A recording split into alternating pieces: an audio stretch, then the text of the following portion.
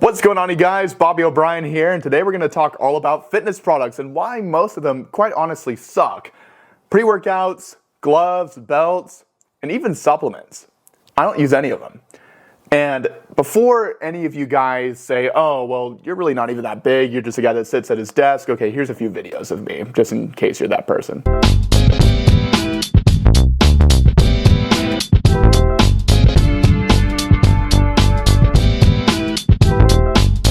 I've been working out for well over a decade now. And there was a time where I was using pre-workout. I was taking a whole lot of supplements, sometimes 20 different supplements per day. I was using belts. I was never the weirdo that used gloves, but I'm just joking. I never used gloves. And really, it wasn't until I stopped using all those things, it wasn't until then until I started to see immense progress. And I'm not saying just because I stopped using certain supplements, taking pre-workout and using a belt, that was the ultimate reason as to why I ended up seeing amazing results with my own body, but it definitely put me in a position to where I didn't have to rely on a crutch anymore. And that's really what all of these things are. They're crutches. If you consistently use pre-workout every single time you go to the gym, or every single time you have to go to the gym, you need some sort of stimulus, some sort of, jump start. The moment you don't have it, you're not going to want to go to the gym. It's going to be very unlikely you go to the gym. And if you do, you're going to hate it. It's going to be a drag. It's going to suck. Same thing with belts. If you've been squatting with a belt to hit all of your personal records, hit all your PRs, and then all of a sudden you forget it, you leave it at your house, you're not going to want to go up to those bigger numbers on the bar, on the squat bar, or whatever other lift you're using with a belt. And same thing kind of happens with supplements too. If you're someone that's been taking 20 different supplements per day, like what I used to do, I used to take a vitamin D supplement, vitamin B complex. I would basically take the entire stack of every single vitamin that you can think of, choline, etc.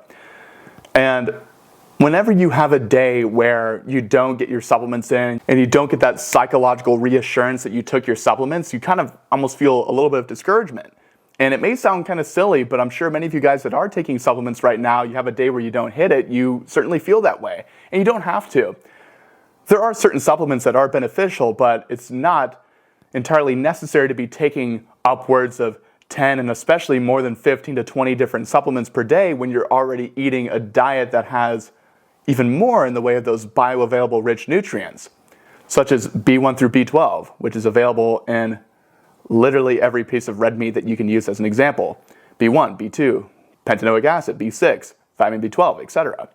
All the fat-soluble vitamins, vitamin A, D, E, K2, choline, those are all vitamins that are very plentiful and much more bioavailable in red meat and other meat-oriented products. The bioavailability rate with these supplements, let's say we're taking biotin, for example, but then we eat pears, apples, red meat, different forms of meat that already have these water-soluble B vitamins, we're going to be getting a whole lot more in the way of those bioavailable nutrients, that bioavailable biotin, in pears, in apples, in meats, much more so in comparison to a supplement that was manufactured and was man-made.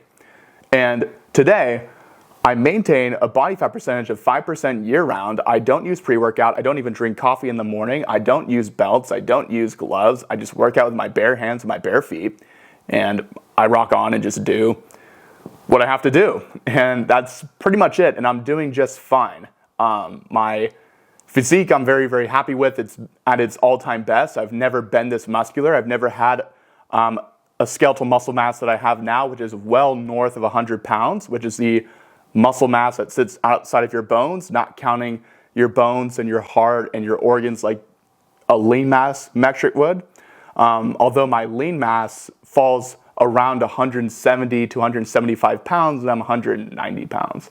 So, safe to say, what I'm doing is working for me. Will that work for everybody? No, but I certainly wanted to offer you guys a different perspective, especially many of you guys that lose your mind if you don't have your pre-workout, you don't have your supplements, you don't have your belt, you don't have any of these fitness-oriented products and these crutches.